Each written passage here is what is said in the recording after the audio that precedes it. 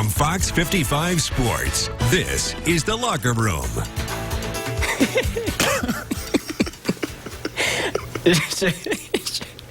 Should we tell them why we're laughing? No. Welcome back inside the locker room, everyone. Gotta get serious. It's a serious topic here.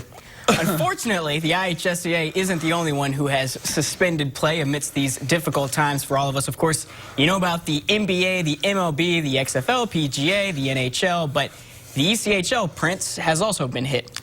Yeah, absolutely. Yesterday, the league coming down with the announcement that the season has been suspended until further notice. That means no more Komets games for who knows how long. We sat down with K's president, Michael Franke, earlier today to hear his reaction. We've been playing hockey in March and April for 30 years. And to be sitting here in the middle of March not having a hockey game, it's just very strange. The aspect of it, that, you know, you lose in that last round of the playoffs, that feeling isn't here today, but all of a sudden it's a whole new feeling because it's, you know, for right now, there's an end to it. Yeah, you mentioned you've owned the team for 30 years. You've probably been a lifelong sports fan. Have you ever seen anything like this among all of the levels, period? Obviously, not just the ECHL, but the NCAA, the AHL, the NHL, the NBA, all of them. Nothing like this. You know, the only thing we can look at in regard to any of this is the strikes that have occurred in organized sports over the years. You know, with the NFL, the NBA, the NHL, Major League Baseball, when they all stepped away for, you know, long periods of time. And but you know, regarding a situation like the coronavirus or a national disaster, never. You know, you can go back to 1919 when the Spanish flu hit this country, but there wasn't a lot of sports activities going on back then. So it's just it's a different time. It's a scary time, and I hope people aren't worrying too much. I hope they're all doing the right thing because, you know, at the end of the day, we all do need to live. What are your guys' precautions as a team and an ownership and really just a franchise doing at this time? Well, you know, for right now, the season has been halted, and you know, like as you mentioned earlier, everyone else has done.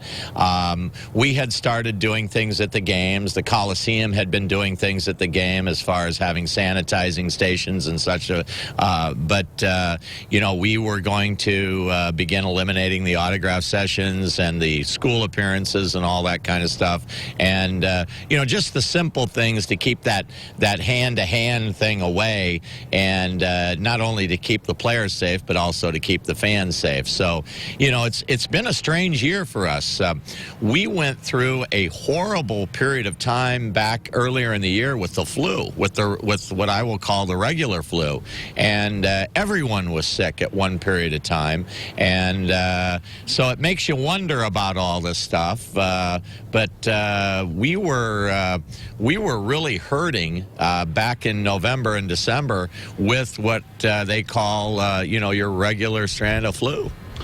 As you guys move forward now, I know obviously it's only been, you know, a day since the ECHL enacted this, but what's kind of the next steps? And I know you guys have some other meetings coming up. Well, if the season is canceled, I'll get a haircut for sure. And, you know, we were starting to let that hair grow out for the playoffs, but if they're going to cut it short, I need to get it cut.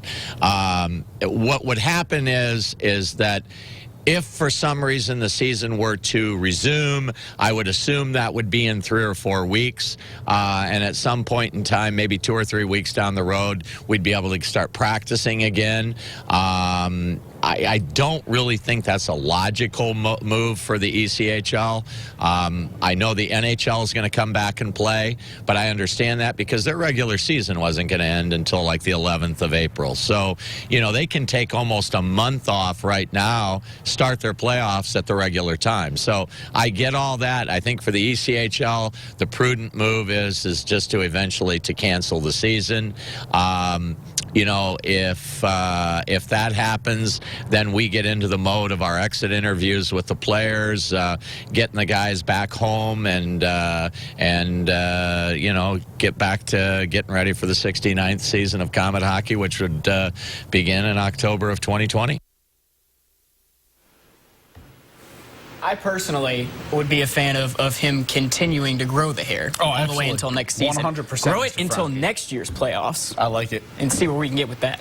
So, obviously, plenty of uncertainty as to what may happen for the ECHL coming up, but I can definitely name about 20 guys that lace them up for the Komets every night who would hope the season continues. Tonight, the team's first-year head coach, Ben Boudreau, stopped by the Fox 55 studios, and he echoed that same sentiment.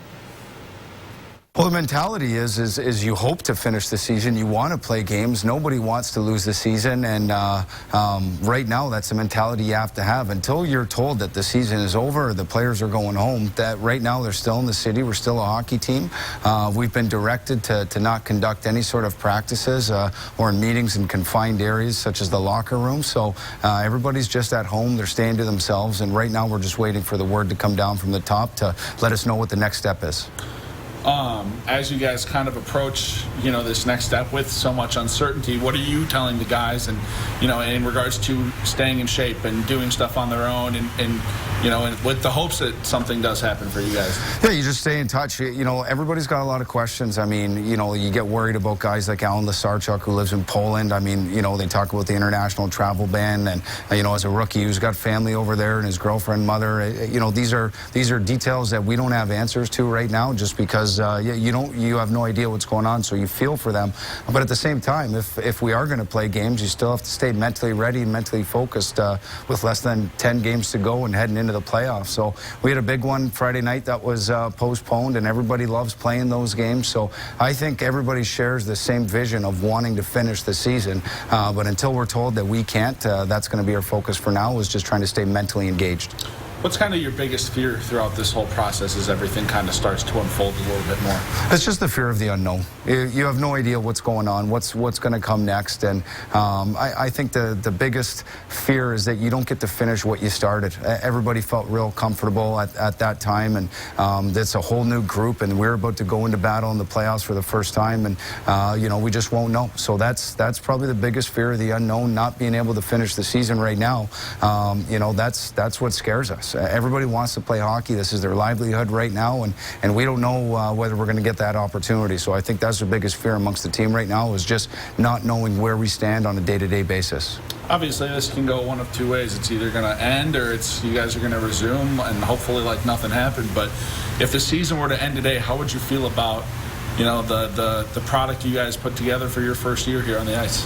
Well, I think if you look back at the season, there was a lot of positives to take out of it. As a group that had to more or less rebuild their entire core and culture, I loved the way that we competed all the way to the end. One thing to know is we had to put on a team that resembled Komet hockey, and there's a certain brand that these fans have come to know, and that's a tough, rough style that has great goal scoring on a given night. So if you look at some of the stats, we were leading the league in major penalties. We led the league in penalty minutes. We led the league in power play. We're at the very top in offensive production there. So there was a lot of good things to like, but also there were some holes in our team, and it wasn't a perfect season, but the only way you grow and learn is by making mistakes and not trying to make them again. So overall, I thought it was great, and we were trending in the right direction. So we liked where we were headed, and if you're playing your best hockey, finishing out the season, you get into the dance, anything can happen, and I think that was the common belief in the team, is that we could have accomplished something special given that opportunity.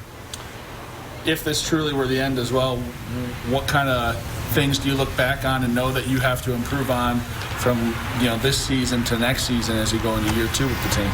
You know, these are questions that I think once everything is becoming a little bit more clear, you're going to ask yourself and sit back. And, you know, we had ownership meetings today, and we met as a staff as to what's going on next. And we don't want to have to answer those questions right now. We still have that belief that we hope to play this season. So until everything settles settles down and you really look back and you take a hard look, right now we're in the grind of the season. I mean, we're still right in the at the end of the regular season, so that's where our focus is, and we don't have a ton of time to say what can we do in the past. We're going to learn from that in the summer, look back and review, but for right now we're just going day to day until we hear some more details and until everything becomes a little bit more clear. Our focus is on trying to win the next game, if there is one.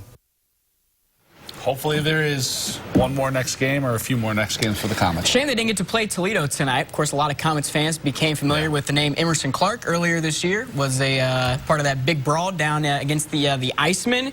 Was traded to Toledo. Yeah. He would have played against the Komets tonight at the Coliseum with the rival Toledo Walleye. That would have been interesting. Always fun. Maybe we'll see it in the playoffs. Who knows?